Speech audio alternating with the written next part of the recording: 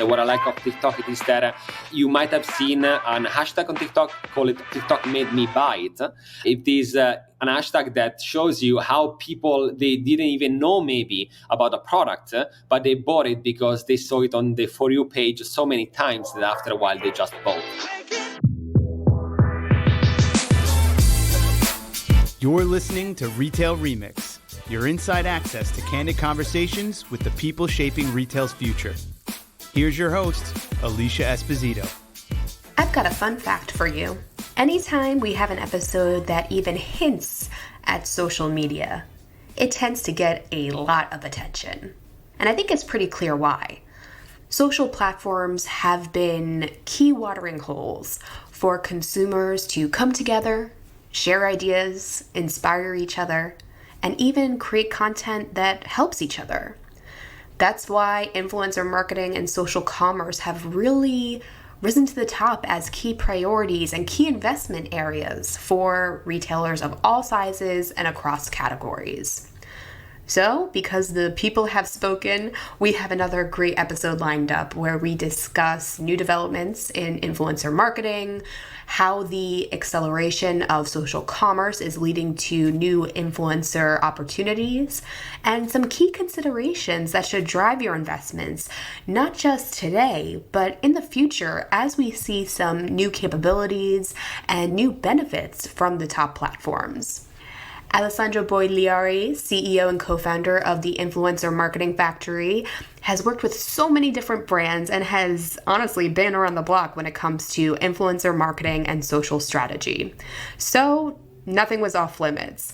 We got into it all, from influencer tactics, content creation, to ensuring that you're creating an integrated strategy that includes some new networks. So I think this episode has plenty of food for thought for you. With that, let's meet Alessandro. Alessandro, welcome to the show. Great to have you. Thank you so much for having me. So you are co-founder and CEO of the Influencer Marketing Factory, a great name, by the way. And you have worked with everyone from Bumble to Dunkin', Grubhub, Amazon, Universal, a very impressive range of brands. So I'm excited to talk shop with you. But first, let's go to the beginning of the Influencer Marketing Factory.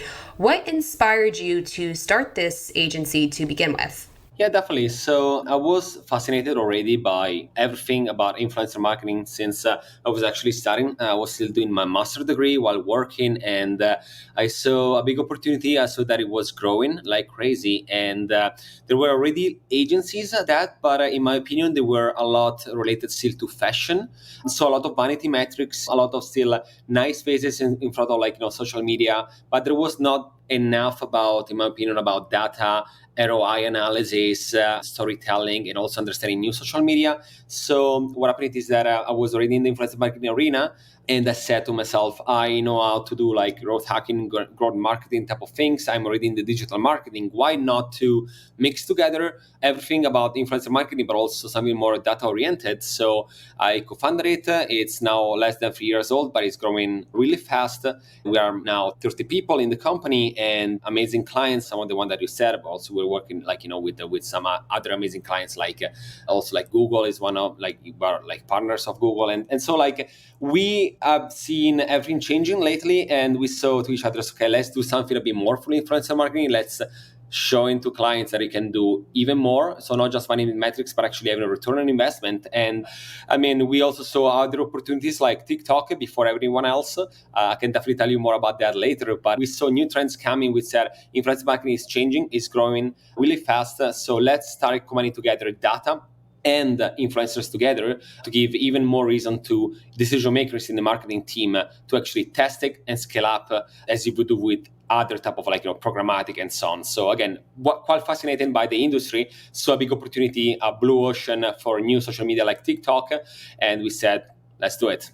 Yeah, I love that. So it seems like the big differentiator for your firm is that you're kind of bringing that data and insight into the mix, that you're looking at influencer marketing through a more strategic lens as part of the marketing stack or marketing strategy playbook, so to speak. So it's more of a integral part of a brand approach versus like, oh, like let's just partner with this influencer and see what happens. Am I getting that right? Yeah, 100%. We say all the time that influencer marketing should be seen in a serious way as you would do with, again, programmatic, paid media, and even other different niche of digital marketing. So it's time finally to show to businesses and clients and everyone that influencers is just not anymore, vanity metrics or, again, a nice picture. There is so much more. We can integrate influencers with so many other implementation and second touch points, remarketing, specific promo codes, and so on. Even the creator economy is changing a lot, and influencers are making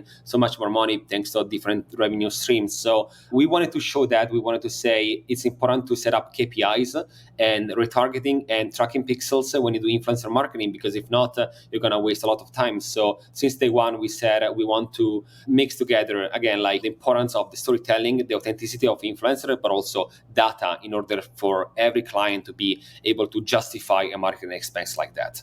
Yeah, that makes total sense. And especially now, marketers are feeling more and more pressure to prove the value and the impact of their investments. And I'm sure influencer marketing is no different, especially because depending on how high or how macro you get into your influencer pool, like that can cost a pretty penny, especially if you want to develop a valuable partnership with a creator and do something a bit more ongoing rather than pay for play, so to speak. Yeah, absolutely. And this is the thing that is also changing. Before, we were seeing more one-shot type of activity. A lot of clients and companies were just using a small budget for influencer marketing, where they were just doing that on a side.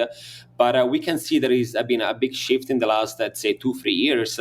Companies are definitely investing more budget and also on a sort of long-term relationships. So a lot of the times, maybe you reuse the same influencers that worked well for you in the past, and you want to have top of continuity in the storytelling. So again, we were going before from a sort of one-shot testing activity type of project base to something that is more on a continuity base, on a yearly project. So we're definitely happy to see that clients are understanding that it's not just anymore something nice to have, it's actually a must-have nowadays. Yeah, absolutely. And it's been fascinating to see the expansion of different categories. I mean, you mentioned that apparel, even beauty have been really hot markets for influencer marketing, prime markets, largely because I think it's relatively easier and it makes sense at face value, right? Like you trust tastemakers, you trust, the bloggers you read and follow. It just seemed like a natural extension or transition.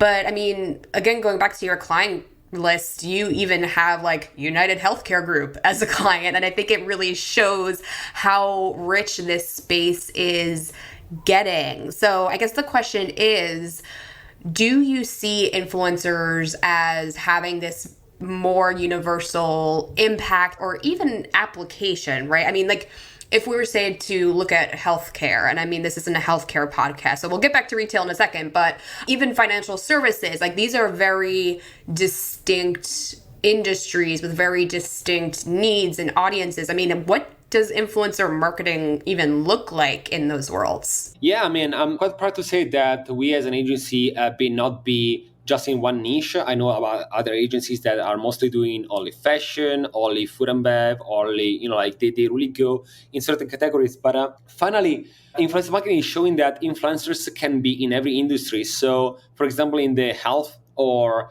in financial, all these more traditional businesses are like finally understanding that new generation, especially Gen Z and millennials, they are looking for information on social media. So if we think about health and insurances and personal finance, it's always topics that are definitely not that easy to understand. So instead of try to understand by yourself or with traditional ways, you want maybe to hear out your favorite content creator or influencer that can guide you on getting the best insurance possible for yourself, for your pets, or if you want to understand how to invest money, especially with 2020 and all the COVID situation, we saw a big increase actually in interest from Gen Z millennials in investing money. And so instead of, again, going maybe to something that is a more corporate way, so the typical, the website of the corporation, of the bank or whatever, that is usually not that you are missing that personal touch, the storytelling on that. But instead, if you have your favorite influencer that is guiding you on getting your new policy, your new app, where to invest money, and so on, it's even an easier way for you to understand, certain complicated and complex topics. And two, it's also a different way to talk about a topic that has been so far a bit more old school, and new generation they don't want to read anymore, like, maybe, 50 pages of something. So it's like, hey, in a video, maybe of 3 minutes, I can just recap all the important information. You can click on the link below. You're going to have my discount code as an influencer. You can get maybe 1 month for free or something like that. So you are combining together education, but also it's a more like entertaining way. You trust the person that is telling you that. So it's not just anymore a website telling you to sign up on a service. It's like my favorite influencer is telling me, like, you should check out this service. If I trust that person, I'm most probably going to sign up. And usually it's a win-win situation. The influencers get also more money, or maybe affiliation fee. And the other person, so the passive user, is clicking on that specific link, and maybe he or she is getting a discount, for example, on a service. So it's just like influencer marketing can definitely work for any industry, no matter what. Yeah, and I know, like, myself personally, like, I've seen influencers that I follow, that I trust, start to expand their partnership pool based on what is happening in their personal lives. So, for example, there are a few, like, fashion bloggers that have moved into homes, which has led to home good partnerships and even home improvement partnerships. As they start a family, they partner with automobile brands, right? Like, I know Volvo has a few pretty well-known influencer partners, and then, saving for their child's future. Like, it's very fascinating to see how influencer partnerships can evolve and how different parties can come into the fold based on those authentic life moments. So I think it just really shows that there is opportunity, there is space for several companies in one influencer universe, I guess you could say. Yeah, totally. Especially because, as you correctly said, we are in a moment of our lives where there is so much relatable content and authentic content that that's why a lot of new generation, they are not watching TV anymore, because it's difficult for them to relate to what they see on TV. And usually it's like this type of cold promotion. But if instead I see someone my age, in my situation, that is telling me that, hey, you should have a home insurance, then it's going to be a different conversation. And I might activate myself and say oh, maybe I need that, because I trust that person more than someone that is a completely stranger or an actor in a TV commercial that is telling me to do something. So again, that is, I think, super important for a new generation. They really care about related content. Yeah, great point. And I think it really shows that this isn't just something that is ideal for the fashion retailers, the beauty brands, that there is opportunity for more utility-based retailers, even more niche brands that have a very distinct buying group, right? So I'm curious, do you have any recent examples or any possible use cases to show for the folks listening right now that may belong to, say, a outside the box category that they may think I'm not really sure influencer marketing makes sense for us, but it actually does? Yeah, I mean, as you just mentioned, all the ones that are more traditional businesses, insurance, banks, personal finance, but even sometimes even other type of services that might not sound like B2C. So anything in the B2B, if you can find the right influencer with the right audience, actually you can activate those. So we have tried so many different industries in different geolocations. There might be maybe something really specific and niche. For example, something that I wouldn't recommend, maybe it is anything that is really technical and where the decision makers might not be on the specific social media, So sometimes maybe provider solutions or really technical tools and platforms. In that case, it's something that an influencers might have some difficulty in activate people.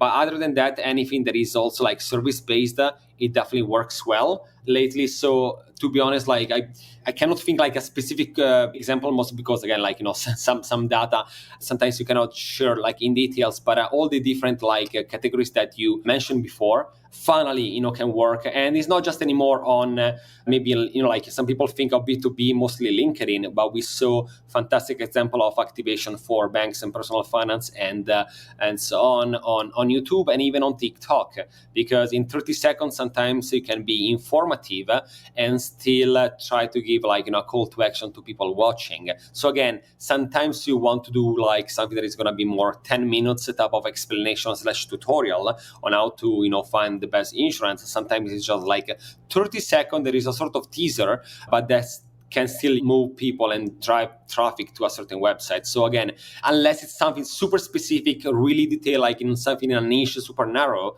that might be a bit complicated to activate. Other than that, to be honest, tried so many industries, they're working well, and companies are finally happy that they are able to communicate their new product launches to generation that are just not watching TV anymore. Yeah, no, I think that's a really good point. I mean, everything's on our mobile devices now. So it's like, why even rely heavily on traditional media when there is new opportunity, even in streaming, right? Or long form programming through YouTube. Like, it still presents all of these new opportunities to reach a very specific audience, which kind of leads me to my follow-up question for you around just the evolution of the social space in general. I mean, over the past year in particular, we've seen social commerce really blossom. And I think obviously a lot of these players, the Instagrams, the TikToks, the Snapchats, were kind of capitalizing on that opportunity of us being at home and looking for new ways to connect and shop.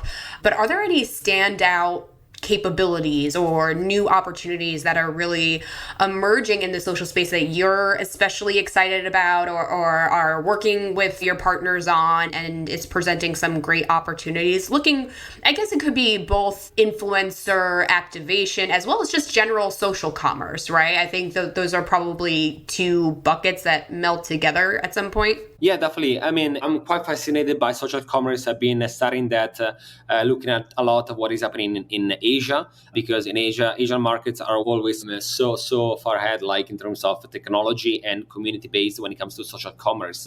It's also important, I think, to say, like, to the audience, just to define what social commerce is, because I noticed that a lot of people still have some confusion about the term, and they misunderstand that for social shopping. So social commerce as a concept, it is that user can buy and finalize the purchase inside the social media app. So one example, the easiest, I'd say Instagram shops. So I am just on a profile of someone on Instagram. I can click on the tagged product.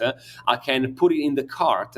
I can finalize the process of the purchase inside Instagram, adding my information, my billing address, and the payment method that usually it's inside already, like could be PayPal that is associated with your account, or you can add a credit card, and you finalize everything there. This is like usually a bit smoother and frictionless, mostly because you don't have to do extra steps to go to a third-party website. So what I like personally of this concept, it is that it should help in terms of, like, increasing the CTR, and also the abandonment rate should decrease because you are just removing steps from the process of purchase. So again, I've been watching closely what is happening in Asia and what is happening also here in the States and also in Europe, especially in the UK. Instagram and Facebook are the one that have been offering these from already a couple of years, I think now. TikTok is definitely integrating more options there. It's still a bit more e-commerce based. So what I mean by that, it is that you can watch a video on TikTok, you can click on a button, let's say, buy now or learn more, see product, and but you are still going to be redirected on the e-commerce in an embedded browser, similar to what happens usually on Instagram stories whenever you do a swipe up. So that said, I definitely can see there is a lot of interest. I'd say still at the beginning, a lot of clients are just now understanding the potential of influencers working with e-commerces. That I'd say that the social commerce in terms of platforms, integrations, payment platforms, and so on, is still a bit at the beginning, and clients still need some education in terms of how to implement everything. But I'd say that in the next year, we're gonna definitely see a lot of more options for social commerce or on many social media. So I'm talking about, again, Instagram, it's already there. TikTok is implementing more. We have been seeing Pinterest going in that direction as well. Maybe even like Twitter is going there. Like everyone is going in the direction of social commerce to open up a new revenue stream as a social media. But also what I'm really fascinated and interested in that it is that, for example, Instagram now is giving option to some selected influencers to get paid on affiliation fees inside the app. So one example it is that I am on someone's profile, I'm buying maybe a makeup, and the influencer is getting actually an affiliation fee, a success fee on that purchase. And so it's a sort of win-win-win situation because the user can buy everything inside the app without leaving it, so it's smooth and frictionless. The influencer is getting more money because it can get sort of no cap affiliation fee, so it's more dynamic also in terms of revenue stream. The brand is making more money because there is less abandonment of the cart. And lastly, the social media itself is also making money because they are getting a percentage of the sales. So again, I can definitely see that it's still at the beginning, but social commerce is going to be the next big thing, together with influencer marketing. So the combination of having influencers talking to an audience, a big audience or a smaller audience, and drive them to buy something inside the app, I think that can definitely bring a lot of benefits to everyone. Yeah, those are some really great points. And I know it's still very much early stages, and a lot of the conversations I've been having around social commerce, again, to your point, the transaction actually happening within the platform. I know there have been debates around changing the definition. It seems like we're making that shift to transaction focused in the platform, which is, I'm sure going to be a change for a lot of folks. I know we're still seeing the capabilities being built out. We're still seeing these blips of opportunities.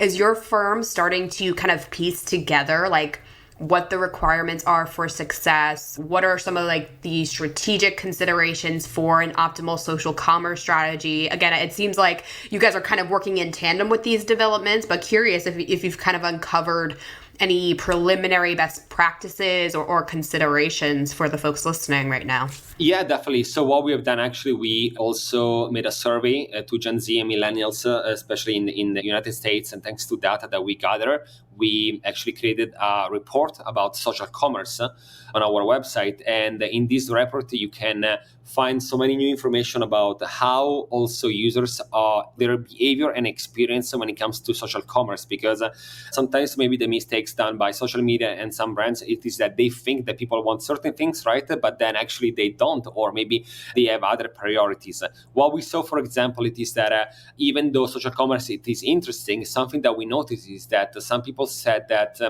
they do start the purchase process on mobile, but then especially maybe Gen Z that are more on a budget when it comes to B2C products, they prefer to go on desktop and look for promo codes using Honey or other similar Chrome extensions. So for example, that is definitely a gap between the mobile experience and the desktop. So maybe the time that mobile social media will be also offer the opportunity to put promo codes in the cart that will also help people more on a budget to find discounts. So we saw that the idea of social commerce, it is definitely liked by people, but then when we surveyed the majority of the users, they were not happy with the user experience as of now on the majority of social media that are offering social commerce / e-commerce features. So again, even if the idea and the concept it is there, users are still not that satisfied what social media are offering as of now in terms of features and options. So I think that is definitely important all the time to ask your audience what they would like to see, because you might even integrate and implement a lot of different features, but if it is not what they are looking for, you might just waste a lot of time and money without actually any effect. So yes, we noticed that definitely a lot of different data and insights interesting, but I'd say that the one that I find more fascinating, it is, as I've said before, the user experience going from mobile to desktop, because mobile is still missing and has gaps when it comes to how to actually optimize your work in terms of discounts, promo codes, and so on. So if users still are looking for those, they might not finalize the purchase online, but I'm pretty sure that in 1 year, 2 years, mobile versions and apps and social media will have so much, I'd say, complete cycle of like purchase and tools and so on to offer to their users that everyone in time is going to just finalize all the purchase inside, like the social media. So again, a lot of lovely ideas, a lot of really nice concepts. What we saw it is that users are still not that satisfied, and so I can see that a lot of social media apps are working hard to get the best option possible for the users in order to win this social commerce war that is definitely started a few months ago. Yeah, it's definitely interesting because I'm sure it's one thing to say, like, what would you like to do versus what are you currently doing, right? I feel like this is kind of the catch-22 about doing research sometimes because, like you said, the capabilities sometimes aren't fully there, or maybe they're a bit clunky and they try it, but it's not great, but they still want to do it, right? But then it's also this notion of people say they want to do it, they say they would do it, but are they actually doing it? And I know that there's a fine line in the sand to determine what to invest in based on that insight. And I'm curious whether it's the social commerce research itself or any other data that you've gathered around consumer tangible behaviors. I mean, are there any gaps there? Like, are there any things in particular that like consumers say they would do or have interest in doing, but like when you look at the bottom line figures, like it's not there, it's not making momentum? Yeah, I'd say that another interesting aspect that I've been closely following, it is live streaming shopping. So combining together the social commerce aspect and the live streaming. In Asia, it is something common. During single days, billions are sold in one day because, again, certain Asian countries are definitely used to, it's a different community, it's a different culture, it's just different. So they're definitely used to buy online. Actually, they go on live streaming because of FOMO, and they want to buy something, especially in drop collections. What we see it is that, and we saw this lesson also with a lot of new apps in the last year. Just think about Clubhouse. After the big hype of live streaming and be in the moment, there has been a big decrease, in users. I think that American people, also European people, where I'm from, they don't really want to invest their time in a live streaming that is just happening in that moment because we are so used to video on demand and content on demand that I definitely can see that a lot of companies are investing in live streaming, even though the majority of users are not going to watch live streaming. You can easily see that on social media. If you go to live streaming, the number of people concur all together in watching live streaming, it's a fraction compared to, let's say, live streaming in China. So I'd say that, again, the concept is there, the technology is there. There is not yet a shift in the culture, in the user experience, in the willing to stay maybe 1 hour or 2 hours in watching live streaming without knowing what is going to happen. So I think there is still missing some gamification / some time-sensitive, urgency or scarcity about the live streaming that is missing. So maybe if influencers are going to start offering more something that is like, hey, I have to be there, on the live streaming so I can do social commerce, I can buy in that precise moment, so I can get any benefit, then maybe more people will jump on that.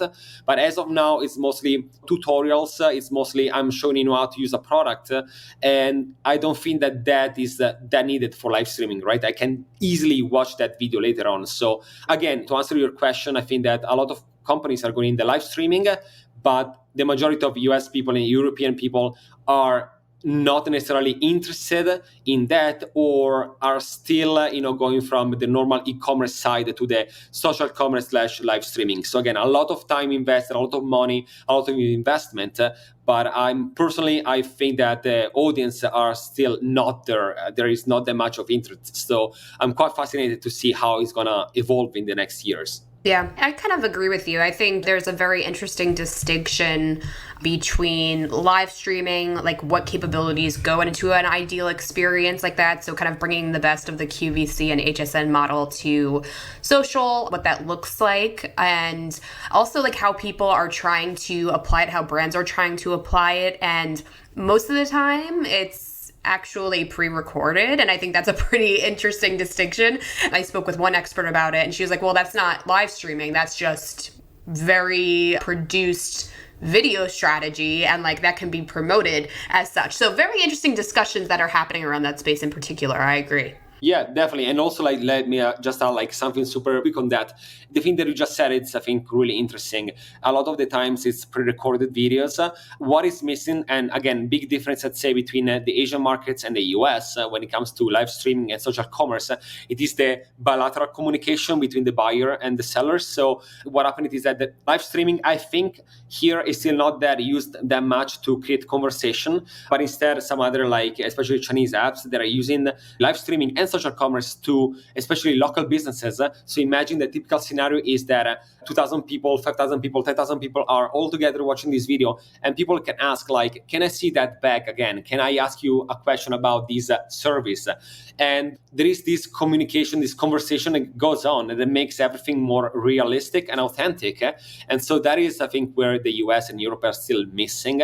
It's a lot of pre-recorded, used as live streaming, but the communication is missing. So again, it's more promotional, it's more inauthentic, it's more like a promotional content more than like real live streaming. So I guess that once like real streaming also is going to get to the States, that will give definitely more benefits and a sense of it. But as of now, I really don't see why people should, jump on a live streaming and maybe invest 1 hour of their day, just because. So definitely interested to see also how it's going to evolve also, like, in going to pre-recorded to 100% actually live streaming. Yeah, it's truly fascinating stuff. And it'll be interesting to see how the different platforms continue to build out these capabilities, make that integration smoother, develop compensation models. Like, I know I'm going to be closely watching personally, like how they're going to be creating more opportunities for creators to monetize their personal brands, monetize the content that they're creating.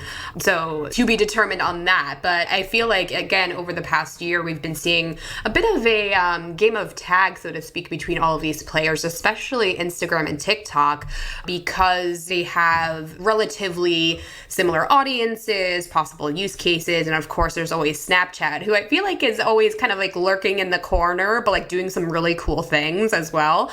But is there going to be a winner here, do you think, like in the social commerce race? Or is this just a case where, healthy competition and mirroring and iterating upon capabilities is just going to be helpful for all of the businesses that want to capitalize on this social commerce opportunity? Like, where do you think the competitive space is going? Yeah, so, we have seen in the last year, in my opinion, we saw a bit less of innovation and more like a copycat type of mindset and mentality. So a lot of social media are a bit like, copying each other's features.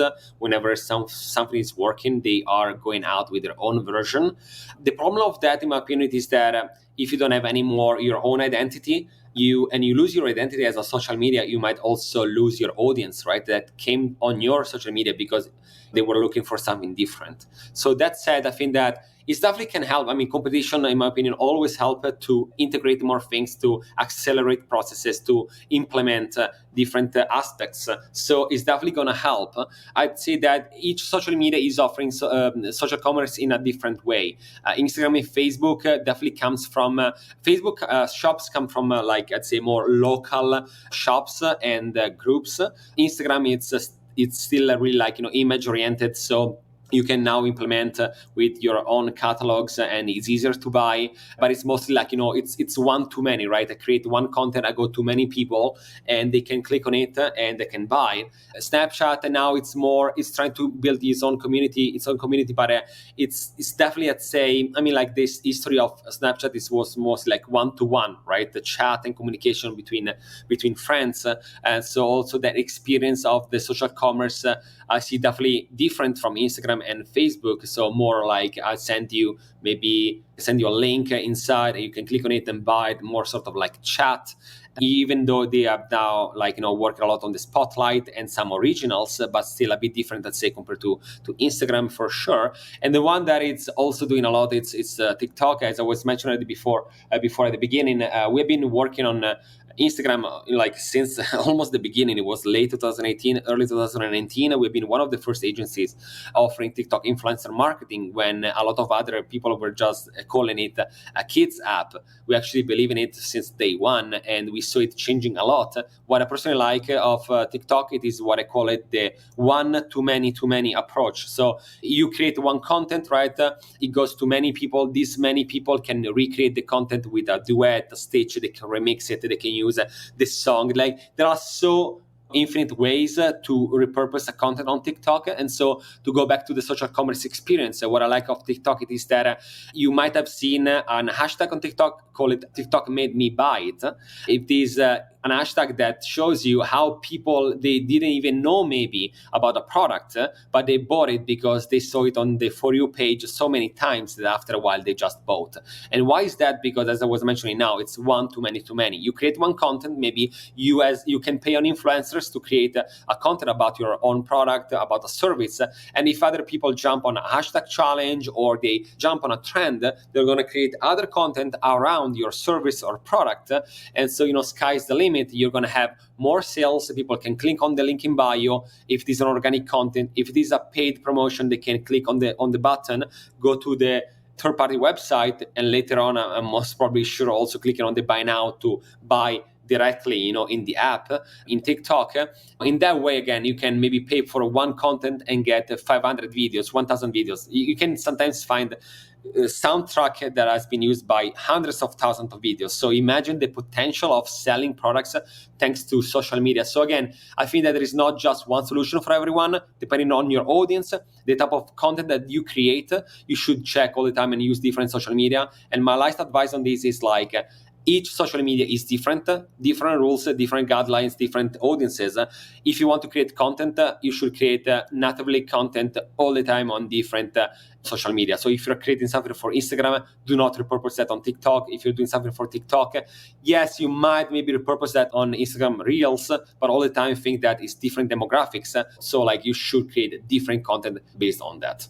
Those are some very helpful tips, Alessandro. I know content has always been important to social media, but I think as it gets more rich, more multimedia, and as commerce gets more embedded into that experience, marketers are going to have to, if they're not already, pay really close attention to their content marketing strategy, making sure it's aligned, making sure it's engaging, and making sure it's capitalizing on all of those opportunities. So definitely some great food for thought there. We are sadly at the top of our time together. I feel like time goes by so fast when we're talking about social media because it's so rich and there's just so much to peel back. But to close out our conversation, I'm curious, because we're kind of at this juncture where we are seeing a lot of fantastic progress, a lot of the platforms are making moves in social commerce. I'm not going to ask you to share any predictions. I know we already talked about the competitive landscape, where it's at now, but I do want to ask you to close out, as someone who is so involved in this space, lives and breathes it every day, your role is to help companies understand the opportunities and seize them. I'm curious, what wish or hope do you have as someone who helps drive the space forward in a way? What hope do you have for social commerce or even for all of the brands and retailers listening now that are trying to capitalize on these new opportunities? Like, where do you hope this space would or will go over the next year or so?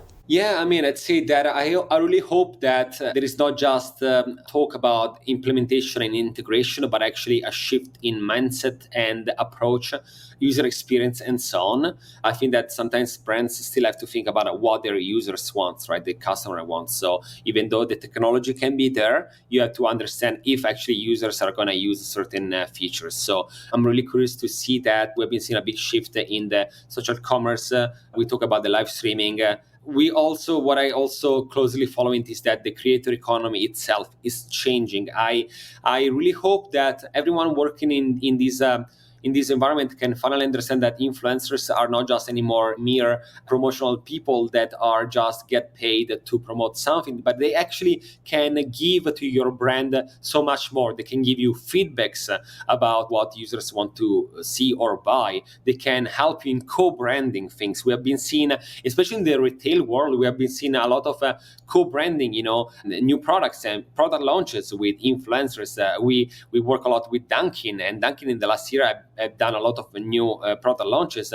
in co-creation with influencers, right? Because they are the ones that know what audiences want to see and buy. So in a nutshell, let's say, again, it's definitely important, the technology side, but never forget what actually people, how they think, how they behave on social media. And I also say, and this is like a more on a general broad terms, never try to underestimate the new social media. A big issue that say of certain brands, it is that they do not trust new social media. They think it's a waste of time. But what I recommend all the time is spend actually time on TikTok, on Instagram Reels, on Snapchat, on new social media, on Pinterest. Do spend time, see how people communicate, see how people are creating content. Do not just say, oh, this is just a waste of time, I don't believe in this social media. Spend time there. You can get so many information about what people are looking for, and just also try to trust the new generation. They are the one that are going to be the new big spenders. So again, my big advice is just do not read the news about a new social media. Actually download them, go there, try social commerce yourself, test things. You want to be an active user and get your own feedbacks and your opinion on that. And that is the only way to be in the loop. And you don't want to be the next brand that maybe got bankrupt because you didn't adapt yourself in the new social media arena. You're not adapting yourself in the new business models. And 1 week in influencer marketing, it's like 1 year, the rest of all the other industries. I can see that every single day it's happening so much.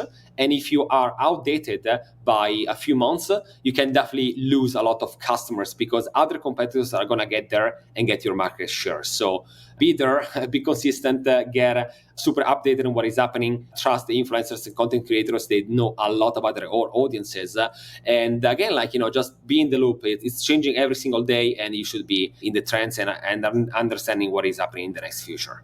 Yeah, absolutely. And don't be afraid to test things. I mean, to your point, you brought up Clubhouse earlier on, and I know there are so many new, more niche platforms as well where these communities are gathering and they're eager and willing to interact with each other. And that's where the hot pockets of innovation are, so to speak, for content creators and for influencers. So the market needs to follow suit. Alessandro, thank you again so much for taking the time. So much great insight, so many great recommendations, and I think action items that everyone listening right now can apply and put into action. So thank you so much for taking the time. Thank you so much for having me.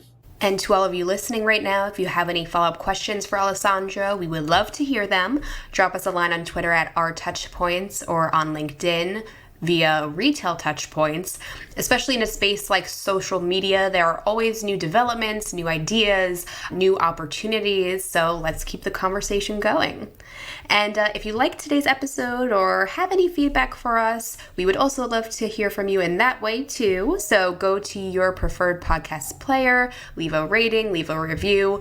This helps us ensure that we're having the conversations, hosting the guests, and sharing the insights that are most relevant to you. And finally, a shameless plug here. If you haven't subscribed to the pod, please do.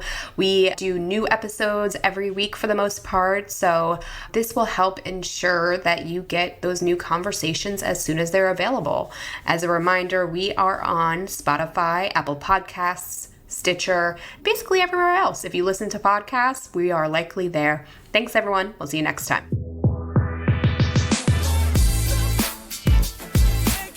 Thanks for listening to this episode of Retail Remix. Be sure to subscribe so you never miss an episode. You can find us on your favorite podcast player. Until next time, keep mixing it up.